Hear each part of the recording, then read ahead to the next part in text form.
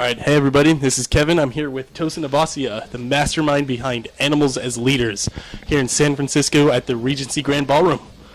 So, first question I got for you here is, we'll just hop right into it. Why do you decide to play on the 8-string guitars? I don't know. I guess Meshuggah started using them on the Nothing album. The first time I heard it, and I heard the album before I knew that they were playing on 8 strings, and it was just the strangest thing I'd heard. And then I'd already been playing 7 string for a while at that point. So, I mean, most basically, it just seemed like the next step. And when I did get an 8-string guitar, I instantly started writing music, so it was a catalyst to a lot of creativity just by simply adding another string. So I love it, yeah. Sure, cool. So, next question here is, what would you say is your goal as far as having an impact on the music and or metal community, for that matter?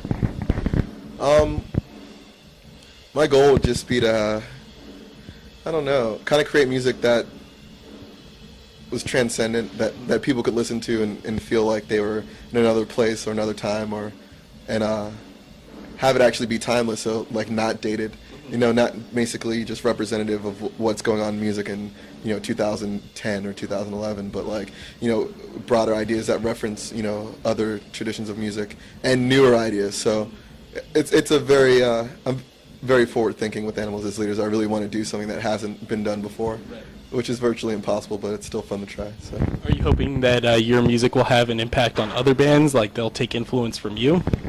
I don't know if I'm hoping that it will, but I think it's inevitable that if anyone likes it and they listen to it frequently, it's probably going to start to influence the stuff that they create, which is just an element of music. It always happens. So, yeah. Cool. So, what are some of the influences as far as like progressive music and jazz on your writing? Like the basic, giants of progressive music like Dream Theater, and I was into Candiria a lot. Meshuggah was obviously a huge influence. I don't know if they would be considered a progressive band, but they are actually one of the most forward-thinking bands I can think of. So, so they're progressive in its true form of the word, And then the jazz stuff is relatively recent, within the past 3 or 4 years.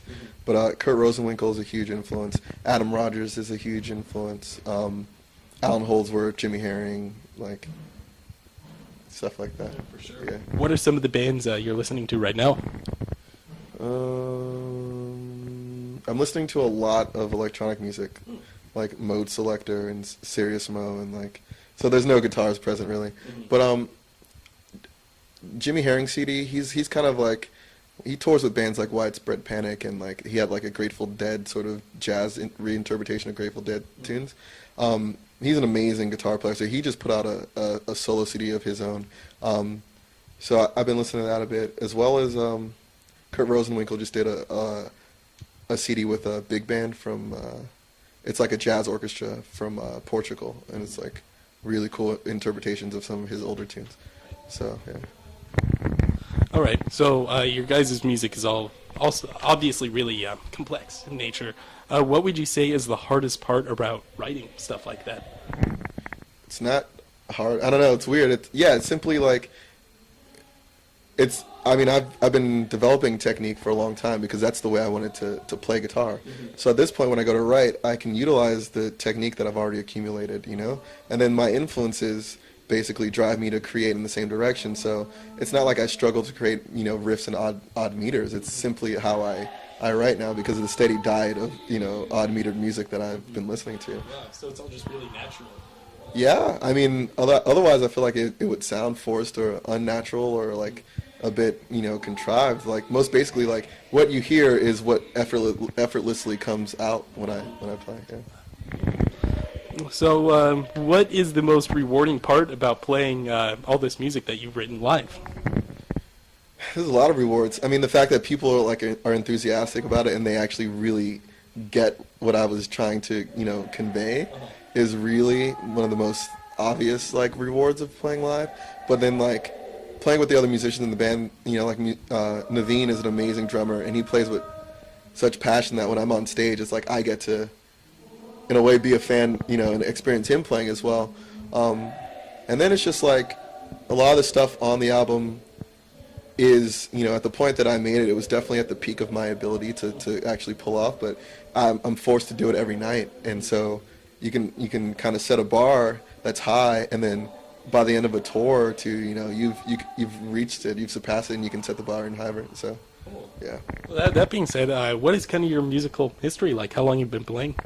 I started when I was 12, and I just turned 28, so close to 16 years or whatever.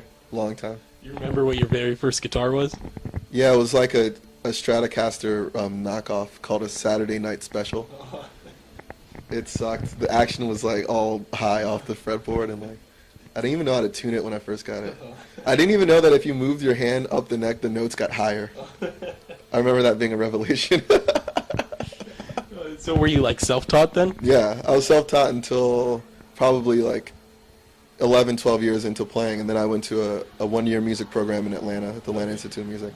That's where I learned, classical guitar, jazz guitar, how to, read music, general theory stuff. Yeah. So, what do you hope to achieve with Animals as Leaders overall?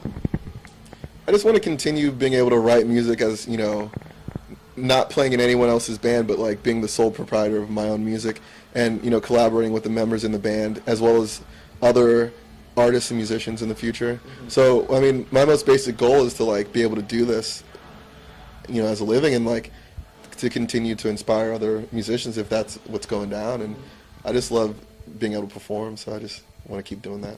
For sure. Cool. And the last question. What would you say is the most difficult song on the Animals as Leaders catalog to play? Most difficult song to play?